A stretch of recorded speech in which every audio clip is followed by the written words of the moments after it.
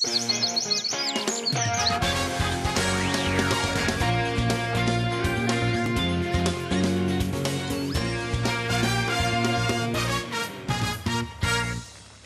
en welkom bij het Scootjesjournaal. Van de middag waait hier op een Iselmar de allereerste wedstrijd zielt van het IFKS Scootjeshiel kampioenschap. En daar zullen we vanzelfs over praten. We hebben vanzelfs het wedstrijdverslag. We hebben live muziek van R.T. Woods, singer-songwriter. De regerend kampioen van de IFKS Sikke Heerskop. Hij is te gast. We hadden de vrouwelijke debutant. Eindelijk werd eens een keer een vrouw in de A-klasse bij de IFKS. En dat is Vrouwtje Meijer. En we hebben uw eigen analist, en dat is Jitske Visser, oudskipper, Sint-Wurg bemanningslid in de B-klasse. We zullen dus alles komt aan zijn onder water. Maar eerst zien we eventjes hoe het van de morgen weer een tagje inhielpen.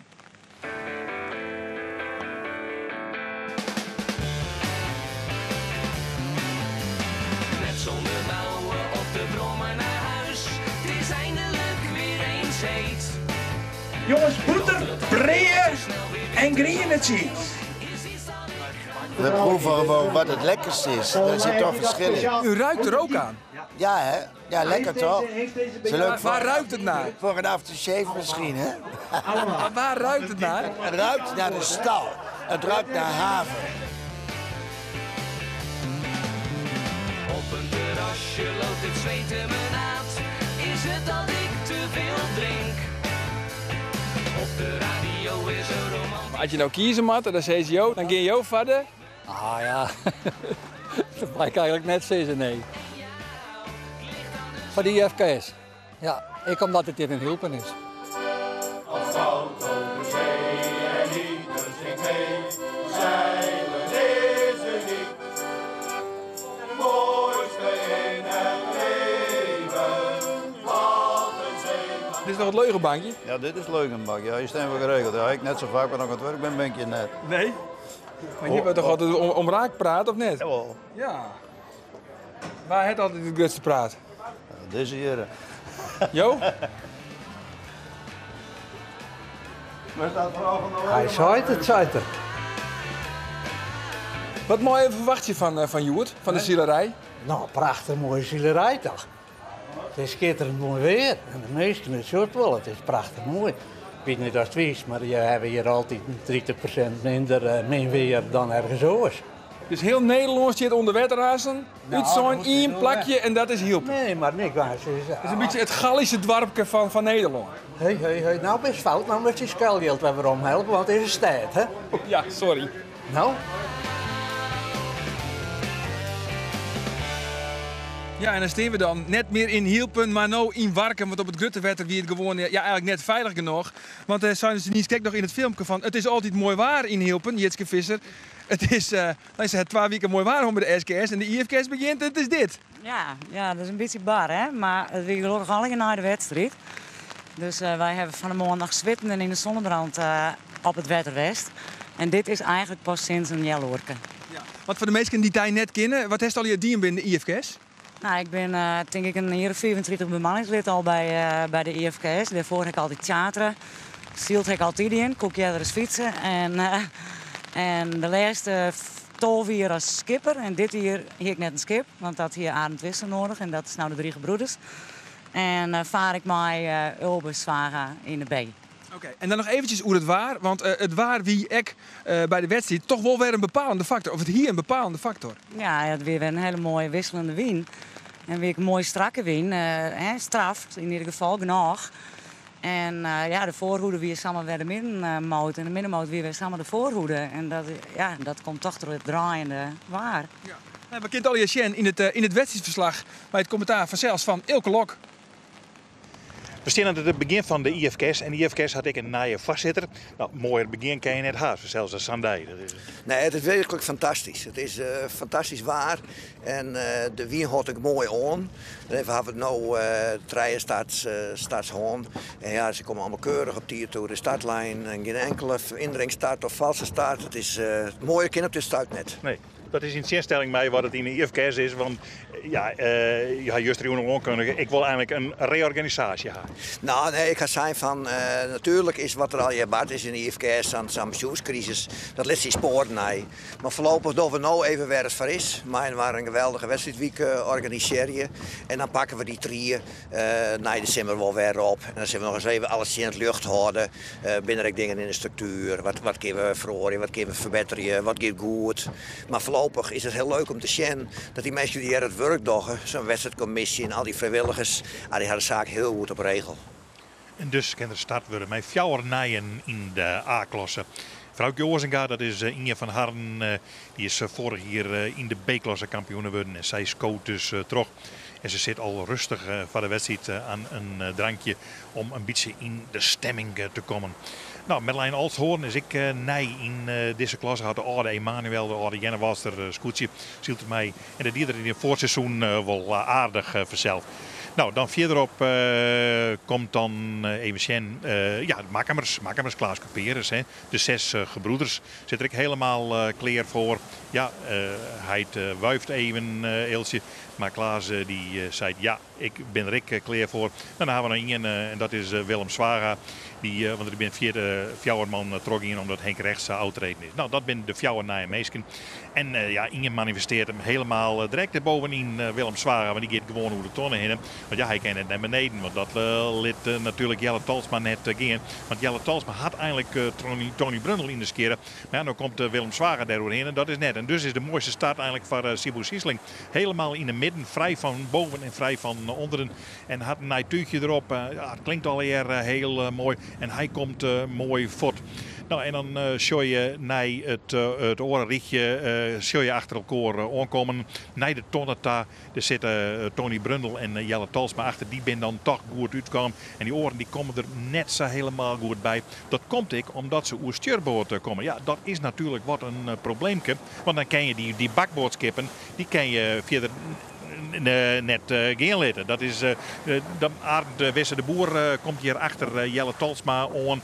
En er komt zeker heerschap achter. Die komen oer stuurboord binnen. En dan kom je verder en verder en verder naar de tonneta. En dan de eerste kopgroep is ontstaan eigenlijk. Zeker heerschap de kampioen van vorig jaar. We hopen toch bij een Kramer dit ik hem nemen gewoon op het helmhout leidt. We zien wat er gebeurt bij Sibu Siesling. Ja, er valt de Paul van Lier en gaat de vak naar beneden. Nou ja, die krijgen wel weer wat omheug. Maar ja, het is net aardig verzels. Want het gaat alweer voor het publiek. Want dit eindje gong voor het publiek van de D-klas. Het zit er machtig vol bij al die meesten. Zoals je hier at Arend Wisse de Boer is 4 tonnen gaat. En die publiek wie eigenlijk zonder dat er ik nog een Olympische route weer. Want dan kwamen ze 1 keer net zo wat dichterbij. Nou, het zaakje scoot dan wat in elkaar voor de wien. Maar Sibu Siesling leidt nog altijd voor. En dan komt Tony Brundle en dan komt Jelle Talsma. En daarachter komt Arend Wisse de Boer. Nou, zo zit het spul dan nog wat bij elkaar. Maar ze show al wat vreemd om hen heen. Want ja, het gaat wat heen en weer met die wien. Jitske die zei het al, de ene had hem wel goed en de oren had hem net goed. Ja, en dan kom je onder bij die tonnen, dat is het vrouwtje Oorzinga.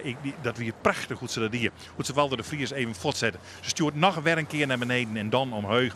En ja, dan rekkert die man eronder. En dat is geweldig natuurlijk om op die manier te zielen. Want dat show je eigenlijk nooit dat er iemand onder zielt. En wie die en mij Walter de Vries. Wie net die en mij Jelle Talsma, want hij weer de eerste aanvaller. Hij dacht die beide man, die moet ik maar eens even te bek zetten. Ik wil naar Tony Brundle en ik wil naar Sibu Siesling. En de shot ik hinnen kan te verlaat. Nou, en Sibu Siesling, ja, die maakt dan aan ineens achter aan de Boer langs. En dat gaat het met het hulpploegje af. En dan maakt Tony Brundle achterlangs. En die gaat ineens de goeie slag krijgen. Ja, je ken ik net op 5-6 man rekening vanzelf. Arend Wisse de Boer. Komt die dan eerst om de tonnen. Dus even goed zien hoe dat gaat. Hij shot even, shot nog even. Ja, dat zou best eens een keer gebeuren kennen. Want er in de vierde leidt Sibu Siesling. Maar er zit er nog wat onder. Daar moet er een keer op draaien. Sibu Siesling zit er naar boven. Daar komt zeker heerschop. En daar komt de jonge Jasper met vrouwtje Oorzinga aan. Komt het alweer goed bij die tonnen. Arend Wisse de Boer komt bij die tonnen. En dan zit Sibu Sisling wat in een verdomhoekje. Hij leidt net meer op bakboord op het moment dat Arend Wisse de Boer op stuurboord giet. Dan mag je dus maar op elkaar draaien en maar op elkaar wachten. En hij verleiert wat tussenin die man. Nou wordt er wel een soort raas verzeld, maar dat jouwt al hier neer. Maar Arend Wisse de Boer aan de ene kant en Sekke Heerskop aan de andere kant, die gaan gewoon om Sibu Sisling heen.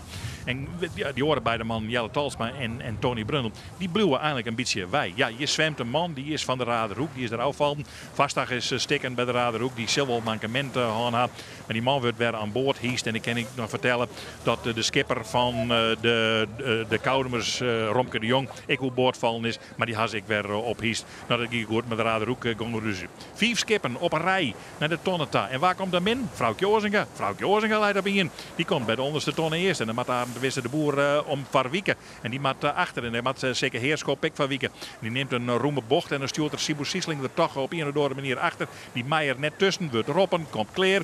En dan komen ze alweer om die tonnen. En dan op wij naar de hoogste ton. Weer een prachtig cruiserak op de Sien, naar de Dicta. Maar ja, je zorgt dat die buien al hingen. En uw cameraman Thomas Overal, die zei, ik wil eigenlijk die buien op de achtergrond. Wat is dit een mooi beeld, Sibu Sisling. Nou, schitterend beeld. Maar de commissie die zei van ja, maar wij moeten deze wedstrijd zo gauw mogelijk aflossen. Want ze praten alweer over codes oranje en geel. Dus we moeten zien. Maar we moeten eerst bij die hoogste tonnen komen, commissie. Want anders ben we er net. En dan moet zeker Heerskop, die moet achter vrouwtje Ozinga langs. Ja, dat is deun erachter langs. Hij moet wel wat uitwieken. En dan had ik één gevoel, ja, ik kom Asus op bakboord weer om. Nou, dat komt er, dat show hem. Hij gaat op bakboord weer om. En dan kan vrouwtje Ozinga net aan de pas komen. En dat betekent dat hij de wedstrijd hier winnen zal in Hilpen. Want na een oerke wordt de wedstrijd al uitblaast. En dan is het vrouwtje Ozinga op een tweede plek. En die beide gaan een mooi voorsprongje nemen op de rest van het veld. De wat snellere skippen wie ze joert. Komt het hullenzaakje verder aan. Jelle Talsma, Arend Wisse de Boer leidt daarvoor. Daar komt Sibu Sisling. En dan komen de Jester Mothers nog heel dichtbij met Tony Brundel. En zaak hier het op wij naar de finish. In een wedstrijd waarbij de skippen dus heel dicht bij elkaar zitten. Maar waarbij er één wedder weer. En dat weer deze man. En hij hiet Sekke Heerskop. De uitslag dan op kaart zat hij weer bij Hielpen. Op 1 dus de Wilde Wietse met Sekke Heerskop. Dan de jonge Jasper van vrouwtje Ozinga Meijer. Dan op de derde plak de Drijige broeders van Arend Wisse de Boer. Dan de jonge Jan, Jelle Talsma. De streetber van Sibu Sisling op plak nummer 4. De Lietslies Tony Brundel. Op 6 Jestemar, Zoon, Magille Tadema. De goede verwachting van Walter de Vries komt dan op 8. De 6 gebroeders Klaas Cuperus, de debutant, op 9. Robert de Jong met Frisia op 10. Emmanuel Marijn Olsthoorn, ik een debutant op Olven, de Ilkie 2, Jeroen de Vos. We staan er gewoon onder een taart. De Grietje Obers, Romke de Jong op Tredje. Jonge Rijn, Erik Jonker op 4. Willem Zwaga met opzitter, debutant op 5. En op het sectie de plak de Raderhoek, Michiel Kaalsbeek. Vrouwen en heer, Tiege welkom hier. En nou vrouwtje, dat zie ik gewoon helemaal op time, dus het wedstrijdverslag dus. Ja, ik vond het fantastisch. Ja, hè? Ja, Zij heeft de hele middag een beetje beleven?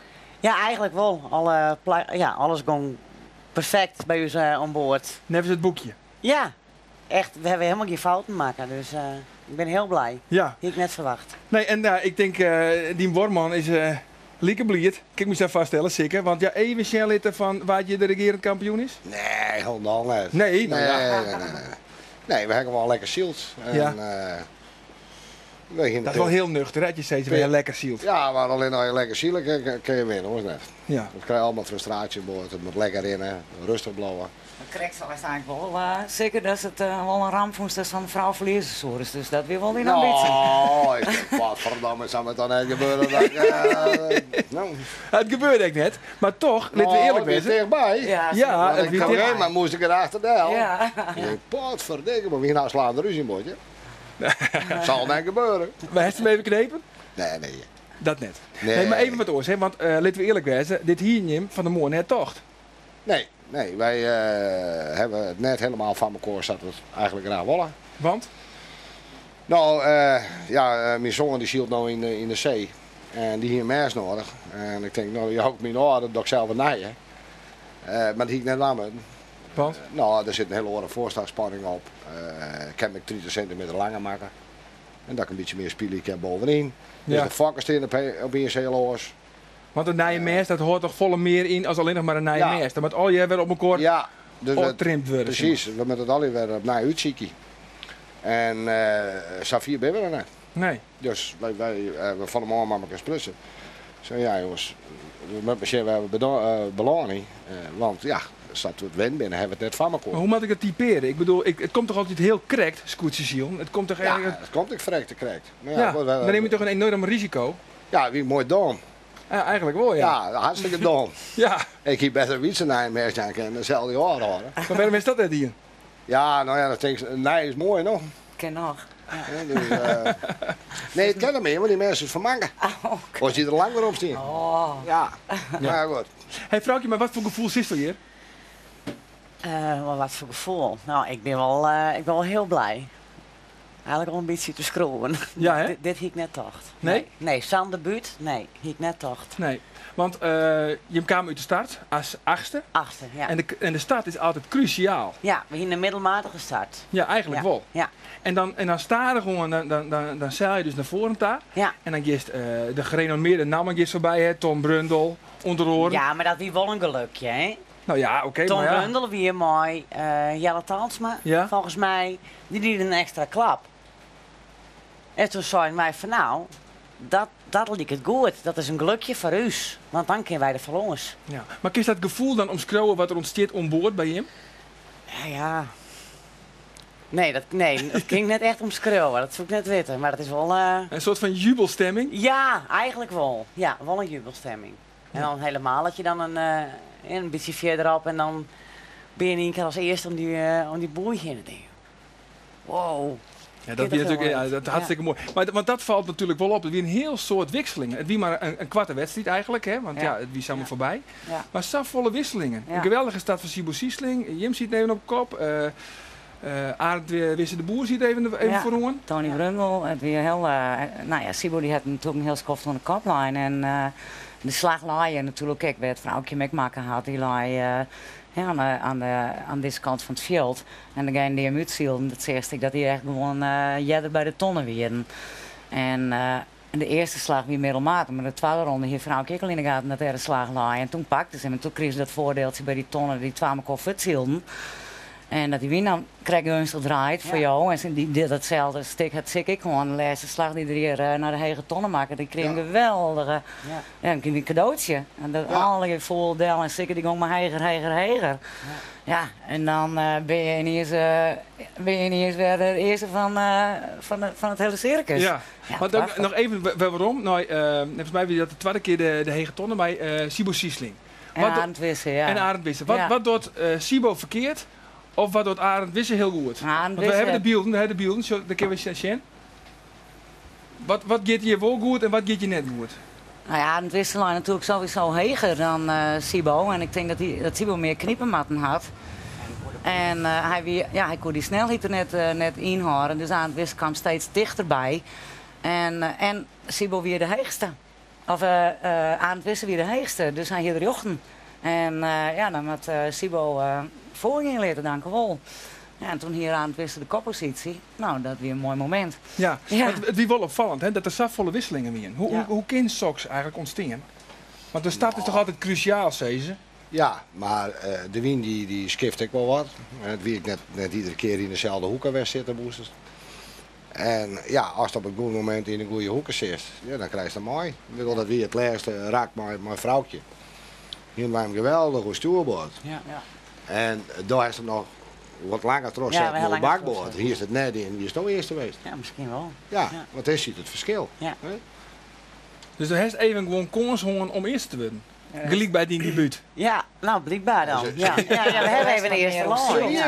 Ja, ze herken even de eerste lijn. Ja, dat is natuurlijk wel heel lastig, denk ik. En dan is zeker wel een geroutineerde rat. Hè? Die merkt dat onmiddellijk wanneer die tweede erin zit. En dat er de draaien kan naar die tonnen. En zij zielt ermee wat verder terug. Want dan was die tonnen uiteindelijk gewoon heilig. Want er was net in dezelfde situatie terug te komen als Sibo en Arend Wisse. En dan was het maar op de zekerheid. En ja, ik denk dat je al als debutant op de tweede plek komt. Dat je, nou... Dan haal je de vlag ook al in de stok, ja? Dan ga je net meer in de aanval, maar noem maar in. Nee, toch? Dan heb je zoiets, dat is echt zo? Ja, absoluut. Dan ben je gewoon tevreden met je tweede plak? Ja, dat ik, ja.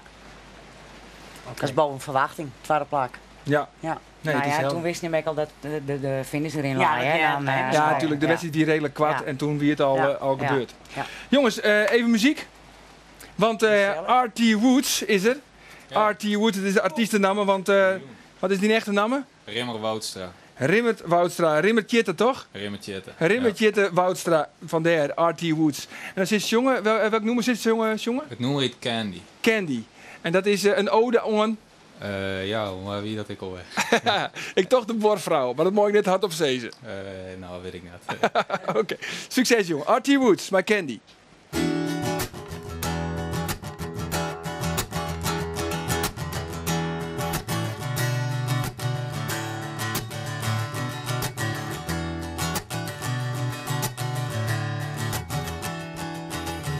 I like my neighbor cause she giving me candy and she's really pretty too.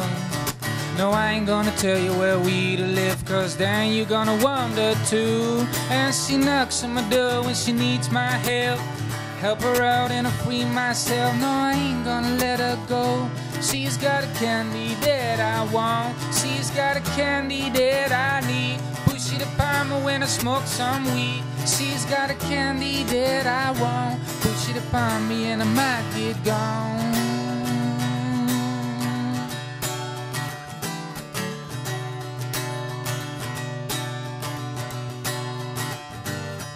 Yesterday I had her running past my window. I handed her a hand wave smile. She said, "Oh, what you doing lately, my friend? I haven't seen you for a while." And she knocks on my door when she needs my help. Help her out and I free myself. No, I ain't gonna let her go. She's got the candy that I want. She's got a candy that I need. Push it upon me when I smoke some weed. She's got a candy that I want. Push it upon me and I might get gone.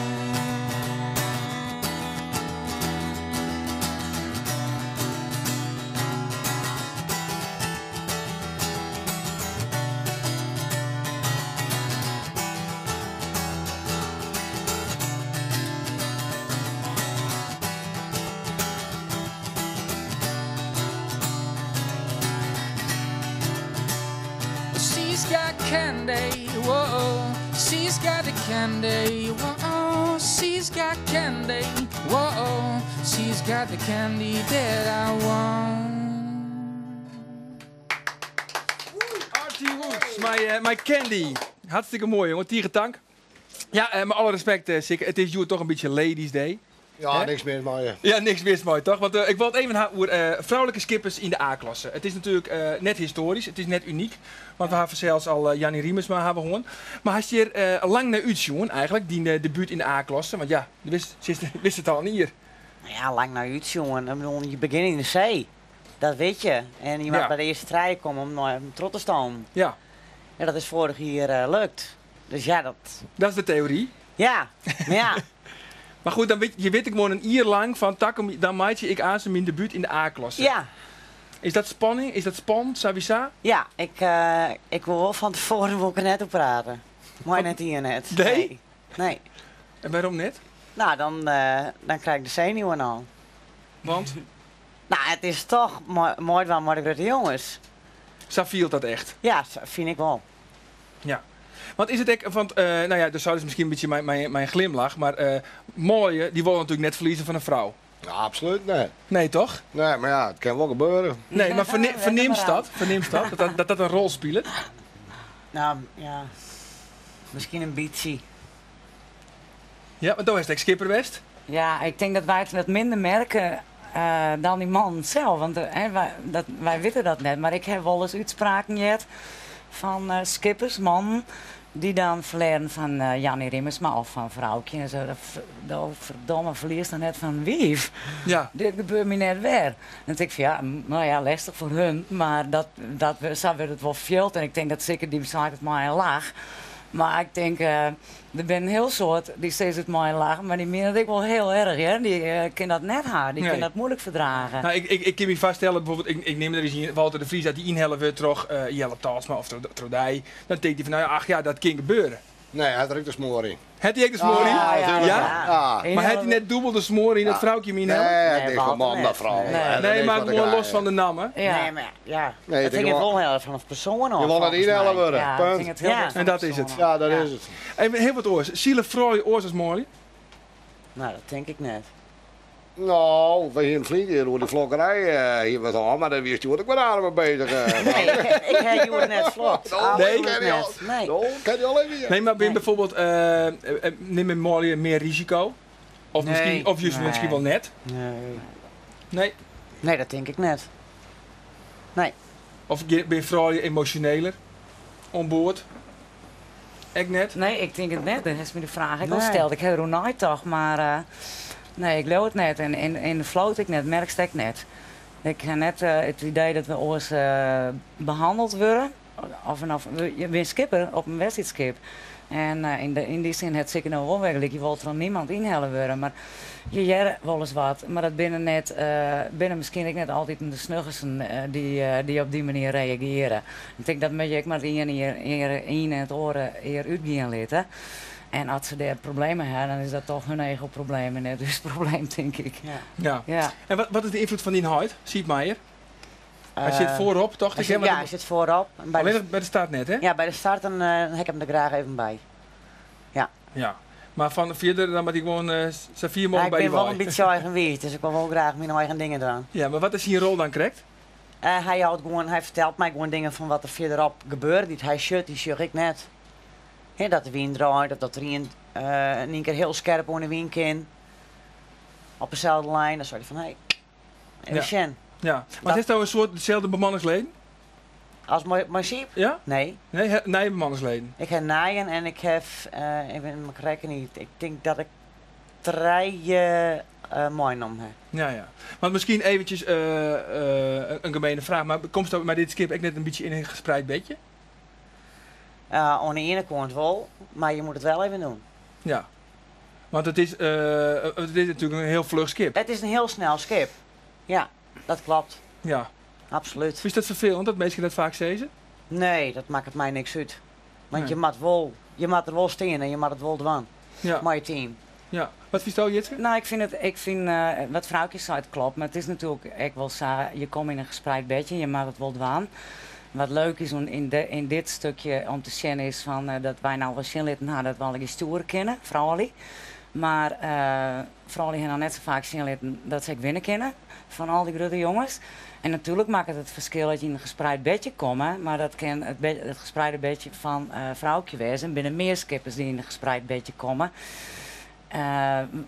En die hebben een enorme voorsprong op mensen die het eigenlijk van niks weer opbouwen moeten. Dus dat is net persoonsgebonden aan vrouwen, maar ik denk dat dat wel een verschil begint te worden in de flow. Dat er steeds meer mensen die een hele hoop geld voor haar om te investeren. Ja, dan mag ze dan een hele grote geld haar, was nog mee komen en van de C naar de B en een goed skip vinden. Nou, zeker die vindt er dan nog eens af en toe in Engeland en weet ik veel wat. Ja. Nou, ten eerste moest hem dan al een logistiekje krijgen, dat moest financieren en dan moest er hier nog een bakje op achterom gooien om het op te bouwen. Nou, dan maakt het natuurlijk wel een groot verschil als je in een gespreid bedje komt. Dan kun je volledig trainen en op het wedstrijdveld. En nou, zeer ervarenheid op de achterrek maar de stad die er nog meer leren kennen. Dan een heel soort oren die het helemaal zelf uitvinden moeten. Ja. Maar 12 rommel of 13 rommel. En dat binnen dan wel echt een liefhebbers die dan daar nog in trots zetten kennen. En ik het geld hebben moeten om dat te kennen. Ja. Laatst nog, want zeker, we praten nu al ongeveer een minuut of zo'n oefrolie in de A-klasse. Dat is een beetje van de orde stempel. Wat vies dat er eigenlijk van? Ik ben helemaal van de orde stempel. Zijn vrouw is een valkenist. Ik ben de enige skipper die al 30 keer met zijn vrouw in een vak vaart. Ja. Oh, keurig. Dus als er iemand emancipeerd is, dan best het voor. Ik heb altijd, nou dank u hoor, maar altijd vrouwen aan boord gaan. En ik heb altijd meerdere vrouwen die op boord zielt. En dat is eigenlijk perfect. Ja. Want als die molen alleen nog een gong in ligt, dan neemt het altijd uit de klauw. Ja. En dat loopt nooit even weg van in. Hartstikke mooi. Hey jongens, we willen dit hier even wat meer omtikken Jan onder orenklassen. De C en de B-klasse. En dit hier kregen we een mailtje van Oer Wiebe Leenstra. En de Leenstra zielt in de B-klasse en hij viert dit hier zijn 30-jarig jubileum.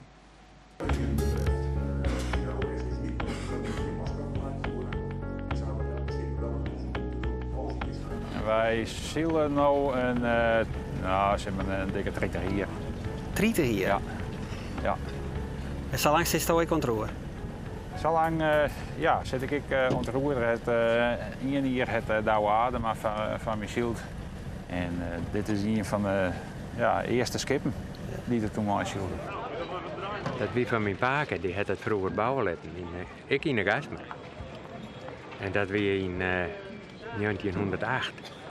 En dan had er rond 1924 daar had er mijn modderveen. Nou, de terpen ougroven en zo wat. En mijn oomke, ik heb die paken nooit kennen, maar mijn oomke zei dan in het Fries Museum, dat moet naar een skelet liggen, dat hebben we vroeger eens opgegroven op een terp. En toen had mijn oomke uit Amerika, die had om dat schip zag, dat in 1956. Maar dat kon het net vinden, nergens te vinden. En nu is het in Leeuwen, het is onder een windskip bijkomen.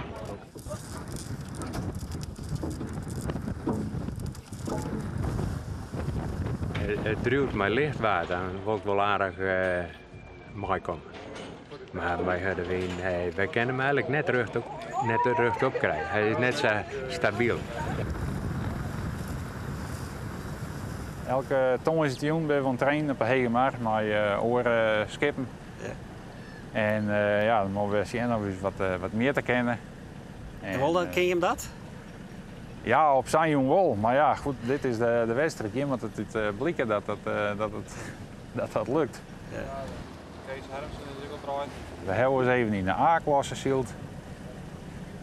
Maar dan wil je direct weer omzetten in de B-klasse, omdat we die snelle skippen kunnen we net bijhouden. Nee. Eigenlijk zou het mooi wezen dat er een limitering kwam op basis van gewicht. Dat ieder scootsie gelijk is. En dat is nou net zo en dat vind ik heel jammer. Kijk, met de SKS, daar binnen skippen heel dicht bij elkaar. Maar ja, die hebben een heel soort piepsters in de vloot en skippen die van hetzelfde kaliber binnen. Dus die binnen echt onder elkaar weren. En dat is met deze wedstrijden is dat net zo. Die die lukt, hè? Ja. Het stroomt hier altijd. Ja. Nee, hier was. Ik denk dat ik haast een schipper ben, ja. Even wat met hem heute al praat?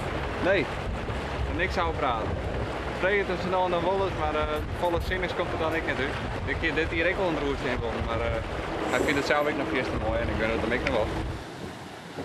Werd er nooit achter om het helm houdt, haast door die aan de zoon? Ja, dat werd er nooit achter. Ja? En wanneer zal dat wezen? Had ik een klever ben. Wat zo? Had ik een klever ben. Hij wil eigenlijk tegen die wel. Jawel, ja. Ja, misschien ik wel. Maar dat weet ik nou nog net.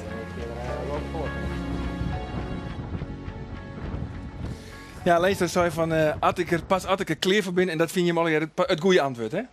Ik vind het een mooi antwoord, ja. Ja. Wat hij echt zei, er zou eigenlijk een limitering komen bij de scootjes op basis van gewicht. Het zou wat meer naar elkaar taallutsen worden matten, zoals bijvoorbeeld bij de SKS. Wat vind je hem? Nou ja, ik ga zelf in die commissie zitten. En ik ben daar vlak voor. Daar best voor? Ja. En dat behoeft al wat nuancering natuurlijk. Wat er gebeurt is met de scootjes. Ze hebben altijd verschillend geweest, van maten en breedte en noem maar op. En die players van, dat joegt dus al verschillen in snelheden van de skippen en weerstand. Maar wat we hier hebben met elkaar is in plaats van dat we de verschillende liezen maken, hebben we nog volle grote maken. Want aan de ene kant bijvoorbeeld een eigen vlakken onder de kaam. Nou, ja, dan kwam ik net verklinkt na als in dit, de skip wat lichter. Aan de andere kant hebben we er ook wel motors ingebouwd. We zweer te maken. Nou, dus als je daar dan zorgt naar dat veld, dan hebben ze dus de verschillende groter maken in plaats van iets. Ja. Nou, de factor gewicht het nooit een rol spelen. Of nooit. De factor gewicht is nee. Ja. En er is binnen die vrees ik gewoon heel soort uitlijn uitzocht. Onder andere Trossikke en de TU, dacht ik. Maar waar is het mee bezig? Nee, dat hebben we maar eens eigen meest gedaan. En Jeroen de Vos is natuurlijk de expert op dat gebied. Maar je vindt eigenlijk alle treinen dat het zo meer naar elkaar taallutsen willen matten? Ja, absoluut. Want het is nou meer, want jullie hebben twee kampioenskoetjes eigenlijk, hè? Ja. Het is nou wat meer, de speedboten, tjen de roeiboten. Om het een beetje te chargeren. Ah, dat vind ik goed. Er zit natuurlijk een hele eigen keuzes in van meesken. Wij hebben motor en dat soort dingen hebben wij eruit halen. Ja, wij ook. In de wij ook. Ja, maar de oren doen dat net. Nou, dat is hun keus. Ja. Toch? Ik bedoel, dat heeft niks meer met... Is er een motordruk uit? Nee. Nee. Maar ze wel. wordt wel twaarig, hoor. Ja, maar ja, dat zei ik net al. Een vrouwtje net hoor, dat natuurlijk. Of is de motor aan? Nee, ik net. Ja, ik hoor nog net. Hey, vrouwtje, ja, dit smaakt zelfs naar meer. Wat is er? Is er een bepaalde doelstelling voor Jim? Wat heeft het voor eigen? Wat heeft voor eigen? Oh god, wat een rotvraag. Dat is niet eens een hele hoorde dag jongen, denk ik. Ja, dat is En inderdaad. net over verwachtingen praten willen we weer zijn. De verwachtingen die werden ook bijgesteld natuurlijk. Die worden natuurlijk vandaag bijgesteld. Nou ja, misschien wel. Dat zul je man niet wel, maar...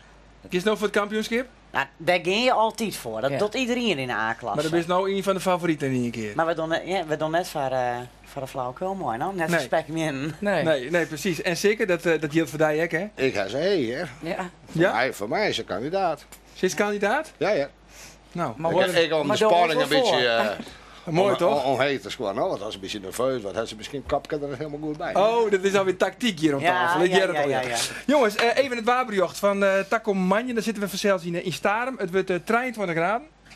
Wien krijgt truien en die komt uit het westen. Nou ja, ik neem het voor kennisgeving aan. Jim?